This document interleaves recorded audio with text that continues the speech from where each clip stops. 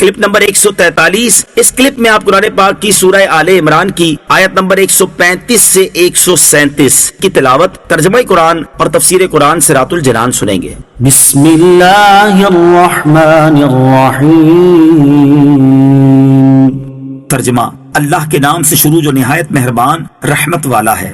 والذین اذا فعلوا فاحشة او ظلموا انفسهم ذکروا اللہ فاستغفروا لذنوبهم ومن يغفر الذنوب الا اللہ وَلَمْ يُصِرُّوا عَلَى مَا فَعَلُوا وَهُمْ يَعْلَمُونَ أُولَئِكَ جَزَاؤُهُم مَّغْفِرَةٌ مِّن رَّبِّهِمْ وَجَنَّاتٌ تَجْرِي مِن تَحْتِهَا الْأَنْهَارُ خَالِدِينَ فِيهَا وَنِعْمَ أَجْرُ الْعَامِلِينَ۔ ترجمہ، اور وہ لوگ کہ جب کسی بے حیائی کا ارتکاب کر لے یا اپنی جانوں پر ظلم کر لے تو اللہ کو یاد کر کے اپنے گناہوں کی معافی مانگے، اور اللہ کے علاوہ کون گناہوں کو معاف کر سکتا ہے، اور یہ لوگ جان بوجھ کر اپنے برے اعمال پر اصرار نہ کرے، یہ وہ لوگ ہیں جن کا بدلہ ان کے رب کی طرف سے بخشش ہے، اور وہ جنتیں ہیں جن کے نیچے نہریں جاری ہیں، یہ لوگ ہمیشہ ان جنتوں میں رہیں گے، اور نیک اعمال کرنے والوں کا کتنا اچھا بدلہ ہے۔ ذکروا اللہ فاستغفروا لذنوبہم، اللہ کو یاد کر کے اپنے گناہوں کی معافی مانگیں۔ پرہیزگاروں کے اوصاف کا بیان جاری ہے، اور یہاں ان کا مزید ایک وصف بیان فرمایا، وہ یہ کہ اگر ان سے کوئی کبیرہ یا صغیرہ گناہ سرزد ہو جائے تو وہ فوراً اللہ عز و جل کو یاد کر کے گناہوں سے توبہ کرتے ہیں، اپنے گناہ پر شرمندہ ہوتے ہیں اور اسے چھوڑ دیتے ہیں، اور آئندہ کے لیے اس سے باز رہنے کا پختہ عزم کر لیتے ہیں، اور اپنے گناہ پر اصرار نہیں کرتے، اور یہی مقبول توبہ کی شرائط ہیں۔ اس آیت کا شان نزول یہ ہے کہ تیہان نامی ایک کھجور فروش کے پاس ایک حسین عورت کھجور خریدنے آئی۔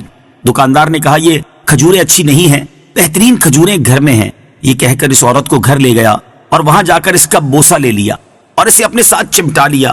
اس عورت نے کہا اللہ عز و جل سے ڈر۔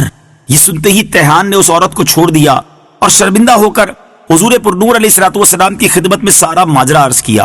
اس پر یہ آیت کریمہ نازل ہوئی۔ ایک روایت یہ ہے کہ دو شخصوں میں بڑا پیار تھا، ان میں سے ایک جہاد کے لیے گیا اور اپنا گھر بار دوسرے کے سپرد کر گیا۔ ایک روز اس مجاہد کی بیوی نے اس انصاری سے گوشت منگایا، وہ آدمی گوشت لے آیا۔ جب اس مجاہد کی بیوی نے گوشت لینے کے لیے ہاتھ آگے بڑھایا تو اس نے ہاتھ چوم لیا، لیکن چومتے ہی اسے سخت شرمندگی ہوئی اور وہ جنگل میں نکل گیا اور منہ پر تماچے مارنا اور سر پر خاک ڈالنا شروع کر دی۔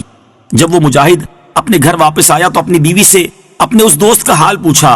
عورت بولی اللہ عز و جل ایسے دوست سے بچائے۔ وہ مجاہد اس کو تلاش کر کے حضور سید المرسلین صلی اللہ علیہ وسلم کی خدمت میں لایا، اس کے حق میں یہ آیات اتری۔ ہو سکتا ہے یہ دونوں واقعے اس آیت کا شان نزول ہوں۔ قد خلت من قبلكم سنن فسيروا في الأرض فانظروا كيف كان عاقبة المكذبين۔ ترجمہ، تم سے پہلے کئی طریقے گزر چکے ہیں تو زمین میں چل پھر کر دیکھو جھٹلانے والوں کا کیسا انجام ہوا۔ قد خلت من قبلکم سنن، تم سے پہلے کئی طریقے گزر چکے ہیں۔ اس آیت میں فرمایا گیا کہ اے لوگو، کافروں کو شروع میں مہلت دینے اور پھر ان کی گرفت کرنے کے حوالے سے تم سے پہلے بھی کئی طریقے گزر چکے ہیں۔ وہ لوگ جنہوں نے دنیا کی حرص اور اس کی لذات کی طلب میں انبیاء و مرسلین علیہ الصلوۃ والسلام کی مخالفت کی، لیکن اللہ تعالیٰ نے انہیں پھر بھی کئی مہلتیں عطا فرمائیں۔ اس کے باوجود وہ راہ راست پر نہ آئے تو انہیں ان کے اعمال کے سبب مختلف عذابوں کے ذریعے ہلاک و برباد کر دیا۔ تو اے لوگو، ان زمینوں کی طرف سفر کرو جہاں پہلے کفار آباد تھے، جنہوں نے اپنے رسولوں کی مخالفت کی، جس کی وجہ سے ان پر عذاب الہی آیا اور وہ تباہ کر دیے گئے۔ ان کی اجڑی بستیاں دیکھ کر عبرت پکڑو اور سید المرسلین صلی اللہ تعالی علیہ وسلم پر ایمان لاؤ۔ یاد رہے کہ عبرت و نصیحت اور صحیح مقصد کے لیے سیر و سیاحت کرنے میں بہت فوائد ہیں۔ نیز یہ بھی یاد رکھیں کہ جیسے عذاب کی جگہ جا کر عبرت حاصل ہوتی ہے، ایسے ہی رحمت کی جگہ جا کر برکت و نصیحت حاصل ہوتی ہے۔ جیسے کسی ولی کے مزار پر جائیں تو جا کر معلوم ہوتا ہے کہ اللہ تعالیٰ اپنے پیاروں کی دنیا میں ہی کیسی عزت افزائی فرماتا ہے اور لوگوں کے دلوں میں ان کی کیسی محبت ڈال دیتا ہے۔ اس لیے ایسی رحمت والی جگہوں پر بھی برکت و نصیحت کے لیے جانا چاہیے۔